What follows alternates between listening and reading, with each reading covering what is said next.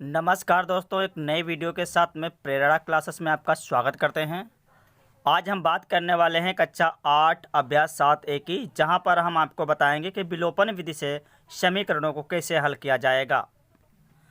Guys पता होता है सभी चीज़ें नॉर्मल होती हैं, लेकिन हम कभी कभार थोड़ी बहुत गलतियां कर देते हैं सवाल लगाते समय। तो ऐसी स्थिति में क्या होता है कि सवाल अगर छोटी सी भी गलती हो जाती है प्लस या माइनस से लेकर के, तो पूरा का पूरा सवाल गलत हो जाता है। इसीलिए हमको सारी चीज़ों को बारीकियों से सीखना है, ध्यान से देखना है, हर एक स्टेप को, वीडियो को फॉरवर्ड नहीं करेंगे, बिल्कुल एक एक पॉइंट को देखते हुए चलेंगे। हम बात करने वाले हैं कक्षा 8 के अभ्यास 7A का 5वें सवाल में, जहां पर आपको बताएंगे विलोपन विधि द्वारा समीकरणों को कैसे सॉल्व किया जाएगा। दोस्तों, जैसा कि आप लोगों का ज्ञान होगा ही, सारी चीज़ों के बारे में आपको अच्छी तरह से पता है, फिर भी मैं थोड़ी जानकारी बता देता हूँ। बेसिक चीज़ें हैं।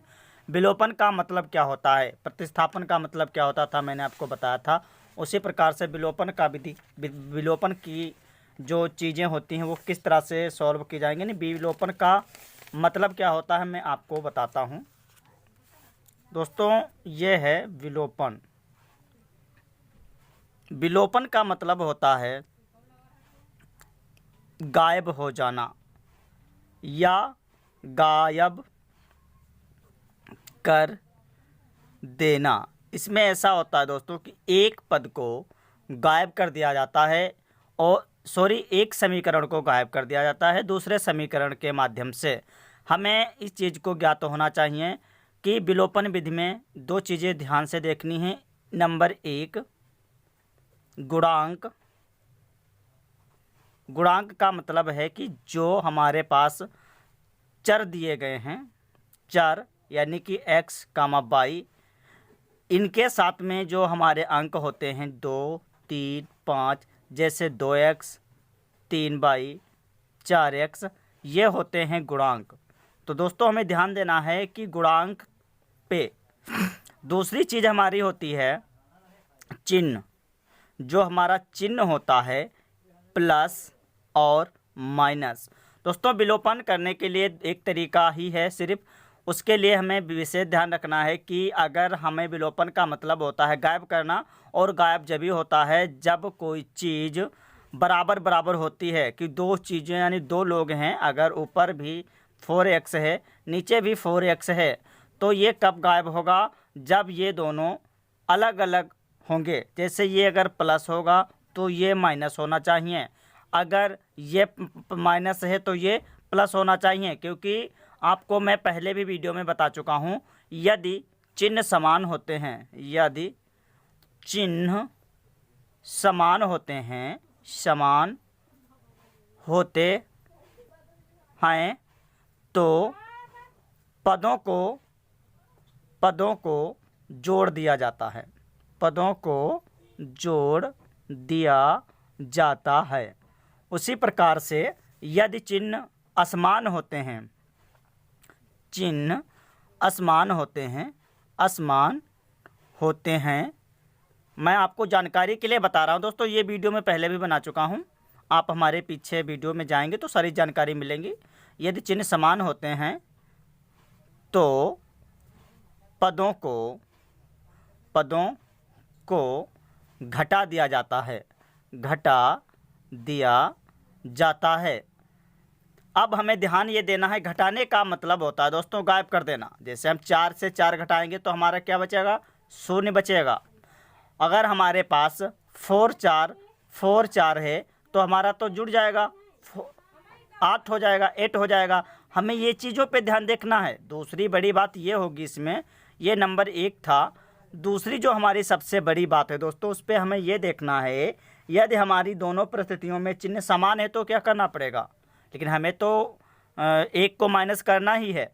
तो हमें क्या करना होता है कि अगर हमें आवश्यकता पड़ी है तो उसमें हम क्या करेंगे, चिन्हों को बदलने के लिए हम समीकरणों को घटा देते हैं। जी हाँ, सबसे मुख्य पॉइंट है, यदि चिन्ह समान होंगे, समान मतलब प्लस प्लस या माइनस माइनस, तो हम व्यंजकों को घटाएंगे, पदों को घटा देते हैं। अगर चिन्ह असमान होते हैं तो जोड़ेंगे। हमें ये चीज़ समीकरण को सॉल्व करते समय लिखनी पड़ेगी। इन्हीं चीज़ों को मैं बेसिक समझाने वाला हूँ कि किस तरह से हम समीकरणों को सॉल्व करेंगे। तो आइए हम देखते हैं हमारे जो सवाल दिए हैं उन पे एक बार नज़र डालते हैं। हमारा समीकरण दिया है 3x + 2y = 0, ये हमारा समीकरण फर्स्ट हो गया। और हमारे पास 2x + y = -1, ये हमारा समीकरण 2 हो गया। हम लोग इसी को लेकर के चलेंगे। तो मैं हल करना है, पहले हम लिखेंगे हल और समीकरणों को ले लेते हैं। 3x + 2y = 0 और 2x + y = -1। देखना ये भी है दोस्तों कि इस बराबर हम हर सवाल में यहाँ पे लगाते हैं, लेकिन इसमें यहाँ पे लगा हुआ है तो हमें बराबर यहाँ ना लगा करके यहाँ पे बराबर लेकर के चलेंगे। अब हमने क्या कहा था आपसे, गुणांक देखना है। हमारे साथ में यहाँ पे x के गुणांक मिलाएंगे तो नहीं मिलेंगे। यहाँ पर 3x है, यहाँ पे 2 है, नहीं मिल रहा। यहाँ पर 2 है, यहाँ पर y है, यहाँ पर भी गुणांक नहीं मिल रहा है। तो दोस्तों हम क्या करेंगे, या तो हम इसके गुणांक बराबर करेंगे या तो हमको इसके गुणांक बराबर करने हैं, क्योंकि जब तक गुणांक बराबर नहीं होंगे चीज़ें समझ में नहीं आएंगी और हम उस चीज़ को कर नहीं सकते। तो उसको समझने के लिए हम एक छोटा सा दूसरा प्रश्न है वो आपको लेकर के चलते हैं। उसके बाद में गुणांकों को कैसे किया जाएगा ये हम थोड़ा रुक करके बताएंगे। पहले हम एक दूसरा छोटा सा प्रश्न देख लेते हैं जिसमें ये चीज़ें बराबर होंगी, तो वो हम आपको अभी दिखाएंगे। उसके बाद में इस वाले क्वेश्चन पे आते हैं। दोस्तों हमारे सवाल दो सवाल हैं, दोनों चीज़ों को हम समझेंगे। पहला हमारा क्वेश्चन है x + y = 3 बराबर, और दूसरा हमारा x - y = 1। देखेंगे यहाँ पे भी गुणांक समान है, यहाँ पर भी गुणांक समान है। अब चीज़ें ये देखनी है कि ये प्लस है, ये भी प्लस है, लेकिन यहाँ पे एक प्लस है, एक माइनस है। यानी कि अगर हमको y गायब करनी है तो हमको क्या करना पड़ेगा, जोड़ने पे जोड़ेंगे इनको। अगर हमको x बराबर गायब करना है तो हम घटाएंगे, क्योंकि यहाँ पे जो हमारे गुणांक हैं वो अलग अलग हैं, यहाँ पे जो हमारे गुणांक हैं वो विपरीत हैं, यहाँ पे समान हैं। तो अगर मुझे y गायब करना है तो हम लिखेंगे समीकरण 1 व 2 जोड़ने पर। अब हम समीकरण जब जोड़ेंगे तो दोस्तों ध्यान ये रखना है, हमको ये नहीं जोड़ने हैं, इनके साथ में जो गुणांक मैंने पहले बताया था उन पे ध्यान देना। इसके साथ में 1 है, इसके साथ 1 है, क्योंकि यहाँ पे जब कोई गिनती नहीं होती तो वहाँ पे हम 1 मान लेते हैं। तो ये तो समान चिन्ह जुड़ जाएंगे तो हमारे पास हो जाएगा 2x। यहाँ पे हमारा क्या है, 1 यहाँ पर भी है, 1 यहाँ पर भी है, तो ये क्या होगा, घट जाएगा। तो हमारा बचेगा 1 में से 1 जाएगा 0। ये इसीलिए हमने कहा था कि गुणांक हमें पहले इसीलिए बराबर करने हैं और चिन्हों को देखना है, क्योंकि हमें एक पद गायब करना है।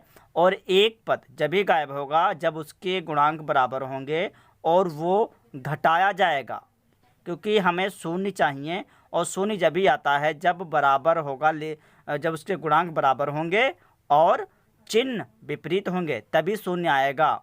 अगर हम इसको जोड़ेंगे तो विपरीत होंगे नहीं। अगर हमारे पास, अभी मैंने बताया था कि अगर मैं एक बार फिर आपको बता दूं, जैसे कि अगर हमें हमारे पास -4 है और +5 है, मैं इसको घटाऊंगा तो 5 में 4 का 1 बचा, लेकिन हमें चाहिए 0। तो इसका मतलब हमें यहाँ भी 5 चाहिए, यहाँ भी 5 चाहिए, और यहाँ 4 है तो यहाँ भी 4 चाहिए। एक माइनस होगा, एक प्लस होगा, यहाँ -3 चाहिए, यहाँ +3 चाहिए। ये हमारी सबसे बड़ी चीज़ है। इसी पे ध्यान देना है कि हमें गुणांक भी बराबर देखने हैं और हमें चिन्हों पे भी ध्यान देना है।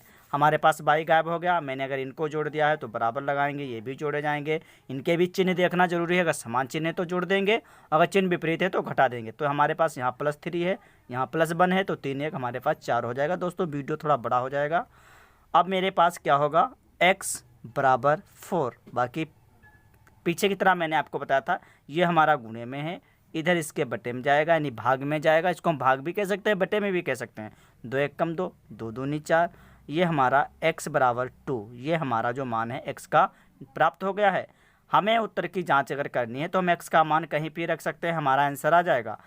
लेकिन अभी हमें y का भी मान तो ज्ञात करना है। अब हम क्या करना है दोस्तों, हमें ध्यान देना है कि y का मान ज्ञात करने के लिए हमें किसी दोनों समीकरणों में से एक में x का मान रखेंगे। तो हमारा समीकरण हम लिख सकते हैं x का मान समीकरण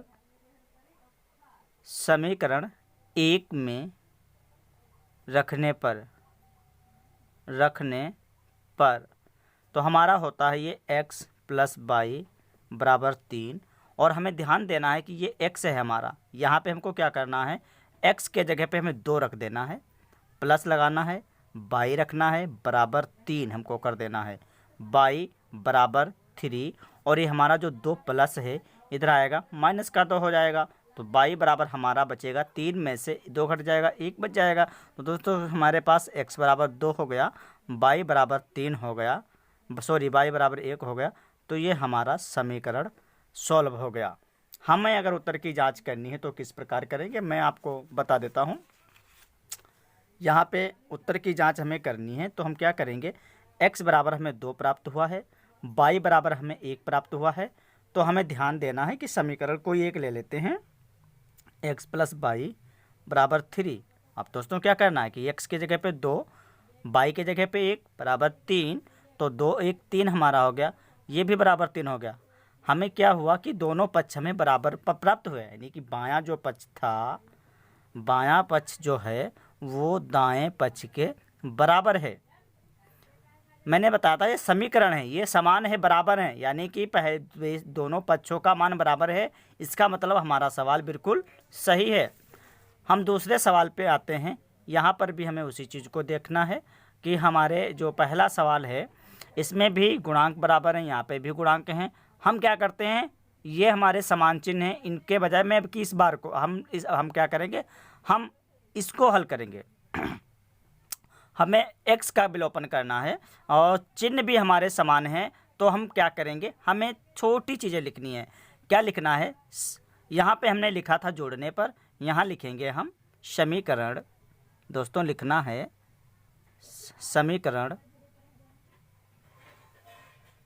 समीकरण 1 में से समीकरण 2 घटाने पर।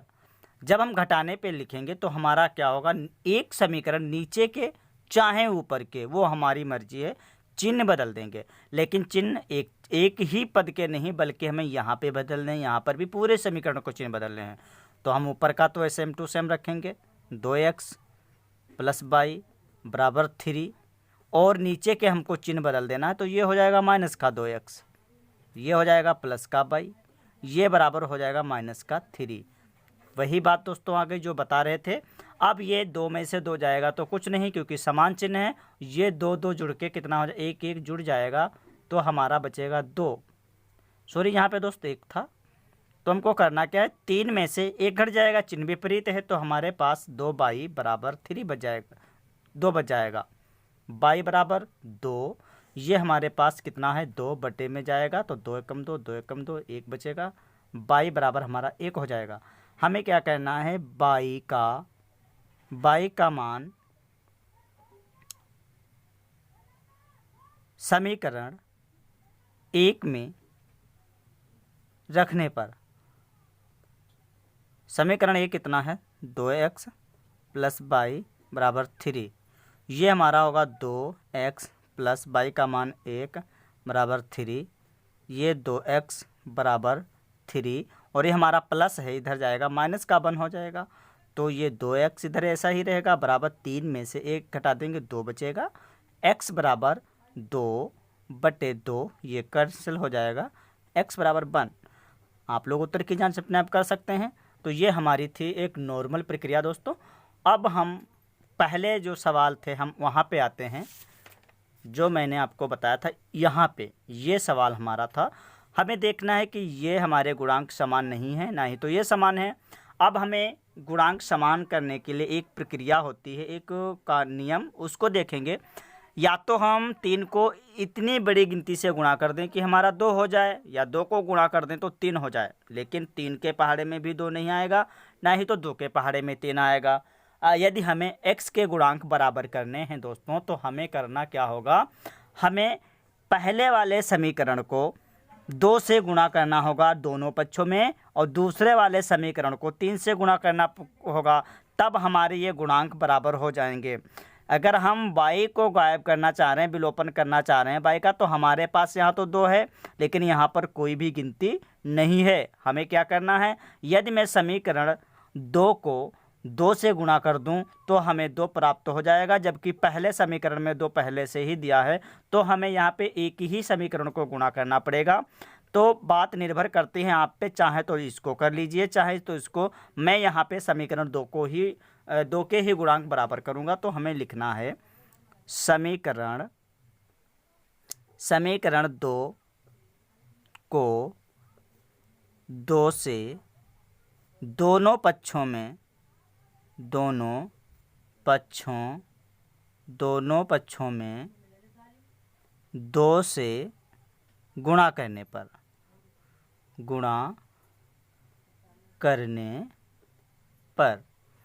हमें इसमें गुणा करनी है। तो क्या देखना है कि बहुत ध्यान से देखिएगा दोस्तों, 2x है, इसको 2 से गुणा कर देनी है, प्लस 2 गुणे y को गुणा कर देना है, और -1 इसको भी 2 से गुणा कर देना है। तो ये हमारा हो जाएगा 2x 2 दूनी 4x, और ये प्लस हो जाएगा ये 2y बराबर हमारा 2 1 कम 2 लेकिन माइनस का हो जाएगा। अब हमें देखते हैं कि ये हमारा जो समीकरण बन के आया वो बन गया 3, और समीकरण 1 हमारे पास है 3x प्लस 2y और बराबर 0, समीकरण 1। अब बात आती है, ध्यान देने वाली बात है कि हमारे पास यहाँ भी प्लस है यहाँ भी प्लस है, तो हम वही प्रक्रिया जो पीछे अपना चुके हैं लिखेंगे घटाने पे। समीकरण 3 में से समीकरण 1 घटाने पर दोस्तों ध्यान देना है। अब घटाने पे लिखेंगे समीकरण, इसके चिन्ह बदल दीजिए, ये हमारा हो जाएगा माइनस, ये प्लस है माइनस, ये माइनस हो जाएगा। अब ध्यान देना है, हमारा 4 है, 4 में से हमको 3 को हटा देंगे तो कितना बचेगा हमारे पास, 4 में से 3 घटाएंगे दोस्तों कितना बचेगा, 1 बचेगा, वो भी माइनस का बचेगा, प्लस का ज़्यादा है, प्लस का बचेगा 4, 1 बचेगा, 1 नहीं लिखा जाएगा, x लिखेंगे, ये हमारा 2 में से जाएगा, कुछ नहीं बचता है, ये बराबर हमारे पास -2 बच गया। अब हम क्या करेंगे, ये -2 है, ये समीकरण 1 में 2 में 3 में जिसमें रख देंगे y का मान प्राप्त हो जाएगा हमें। तो हमें लिखना है x का मान समीकरण 1 में रखने पर समीकरण 1 हमारा जो है वो है 3x प्लस 2y बराबर 0। तो यहाँ पे हमको क्या करना है, 3x का मान रखेंगे 2, वो भी माइनस का। दोस्तों ध्यान ये देना है, इन दोनों के बीच में यहाँ पे गुणा होता है इसीलिए हम गुणा लगाएंगे, प्लस 2y बराबर 0, ये हमारा 3 दूना दोस्तों 6 हो जाएगा लेकिन माइनस का होगा 6, प्लस 2y बराबर हमारे पास 0 है, तो 2y बराबर ये 6 इधर आएगा दोस्तों, प्लस का 6 हो जाएगा। तो y बराबर हमें प्राप्त हुआ 6 बटे में 2, तो 1 कम 2 2 3 6 दोस्तों, y बराबर हमें 3 प्राप्त हुआ। हम चाहें तो उत्तर की जांच कर सकते हैं, हमें थोड़ा सा ध्यान देने की ज़रूरत है। देख लीजिएगा, कोई भी एक समीकरण ले लेते हैं, हम समीकरण पहला लेते हैं 3x प्लस 2y बराबर 0। ध्यान देना है ये 3 है, x का मान कितना दोस्तों आया, x का मान आया -2 प्लस 2, y का मान भी 3 आया। तो यहाँ पे हम देखेंगे 3 दूना माइनस का 6 प्लस 3 दूना प्लस का 6 बराबर 0। 6 में से 6 घट जाएगा क्योंकि चिन्ह विपरीत है दोस्तों, यहाँ पे 0 बचेगा बराबर 0 हो जाएगा। इसका मतलब हमारा सवाल बिल्कुल सही है। अब हमको अगला सवाल इसी में दिया गया है, हमें दोस्तों दूसरा सवाल है उसे भी सॉल्व करना है।